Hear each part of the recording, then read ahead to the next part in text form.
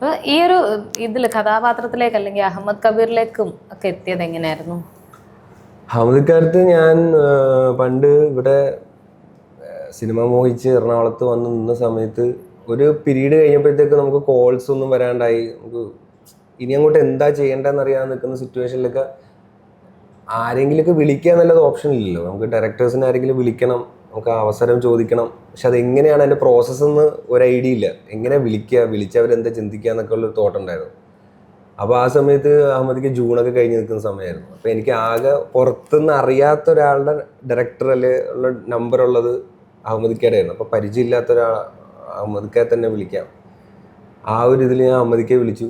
അഹമ്മദിക്ക് ഇതുപോലെയാണ് അവസ്ഥയാണ്, പ്രശ്നത്തിലൊക്കെയാണ്, എന്താ ചെയ്യേണ്ടതെന്ന് അറിയില്ല. സിനിമ കഴിഞ്ഞിട്ട് കളി കളി അവിയിൽ നിന്ന് ഇറങ്ങിയിട്ടില്ല ആ സമയത്ത്.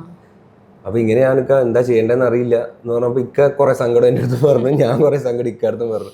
പക്ഷെ ഇക്ക പറഞ്ഞു ഇങ്ങനെ നമുക്ക് എന്തെങ്കിലും ഉണ്ടെങ്കിൽ നമുക്ക് വിളിക്കാടാ, എന്തെങ്കിലും ഉണ്ടെങ്കിൽ നമുക്ക് ചെയ്യാം, ഞങ്ങളും ഇങ്ങനെ ഓരോന്ന് പ്ലാൻ ചെയ്ത് വരുന്നേ ഉള്ളൂ എന്നൊക്കെ പറഞ്ഞു. അങ്ങനെ കുറേ വർഷങ്ങൾക്ക് ശേഷമാണ് പിന്നെ എന്നെ വിളിച്ചിട്ട് ഇങ്ങനെ ഒരു പരിപാടി ഉണ്ട്, നമുക്കൊന്ന് സംസാരിച്ച് നോക്കാം എന്ന് പറഞ്ഞു. ഞാൻ പറഞ്ഞു എന്നാൽ ഓക്കെ. അങ്ങനെ നേരെ ഇക്കടുത്ത് ചെന്നു, അങ്ങനെ ചെയ്ത് അവിടെ ചെന്നു കാര്യം പറഞ്ഞു. ഞാൻ പറഞ്ഞു എന്താണേലും ചെയ്യാൻ ഒരു കുഴപ്പമില്ല, നമുക്ക് കഥയൊന്നും കേൾക്കണ്ട, എന്താണെങ്കിലും നമുക്ക് ചെയ്യാന്ന് പറഞ്ഞു. അങ്ങനെയല്ല, ഇത് നീ കേൾക്കണം, നീ കുറച്ച് ചെയ്യാനുണ്ട്, വെറുതെ ചെയ്യേണ്ടതല്ല എന്ന് പറഞ്ഞു. ഞാൻ പറഞ്ഞു എന്നാൽ ശരി ഓക്കെ. അങ്ങനെയൊക്കെ പറഞ്ഞു. അപ്പോഴൊന്നും എനിക്കിതിൻ്റെ ഒരു ഇമ്പോർട്ടൻസ് കിട്ടുന്നില്ലായിരുന്നു. ഇത്രയും ഡെപ്തുള്ള എനിക്ക് ഫുൾ സ്ക്രിപ്റ്റ് ഒന്നും പറയുന്നില്ല, ഇങ്ങനെ ജസ്റ്റ് പറഞ്ഞു പോകുന്നുള്ളൂ. ജെയ്സ്മോൻ്റെ ക്യാരക്ടറിനെ പറ്റി പറഞ്ഞു പോയതുള്ളൂ.